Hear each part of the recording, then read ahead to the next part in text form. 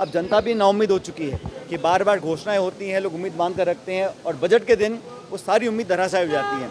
इस बजट से ना तो किसान को कुछ मिलने वाला है, ना नौजवान को, और महंगाई कम करने की बात करी। मुझे आश्चर्य है कि आज सरकार ने कहा कि हमारा वित्तीय प्रबंधन बहुत अच्छा है। आपका फिस्कल डेफिसिट बढ़ रहा है, आपका लोन बढ़ रहा है और 35-40 हज़ार करोड़ रुपए आपको और लेना पड़ेगा। तो इंजन डबल है, आपकी सरकार केंद्र में है और जहां प्रधानमंत्री बोलते हैं कि मैं प्रधान सेवक हूं देश का, यहाँ बात राजा प्रजा की हो रही है। तो ये बड़ा अजीब तरह का मुझे बजट लगा। मुझे लगा नहीं कि यहाँ पर जनता की आवाज़ को सुना गया। यहाँ तक कि जो सत्ताधारी दल के प्रतिनिधि हैं उनकी भी बहुत सारी मांगे होंगी, उन पर कोई ध्यान दिया नहीं गया।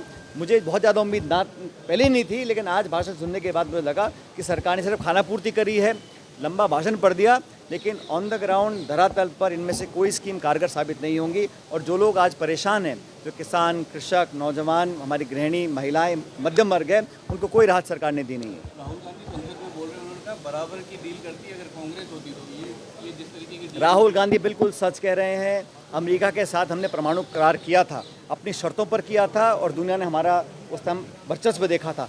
ये जो डील हो रही है ये तो दबाव में हो रही है। कौन सा देश, अमेरिका कैसे हिंदुस्तान को बोल सकता है कि आप रूस का तेल नहीं खरीदेंगे, आप हमसे $5 बिलियन का सामान खरीदेंगे? ये तो हम पे थोपा जा रहा है ना। विदेश नीति को प्रभावित किया है अमेरिका के राष्ट्रपति ने।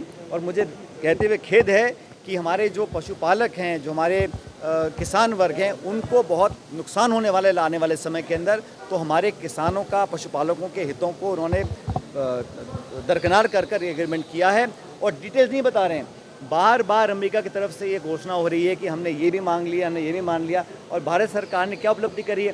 पहले हमारा टैरिफ 3, 4, 5% था, उसको 50 कर दिया, अब बढ़ा के 18 कर दिया।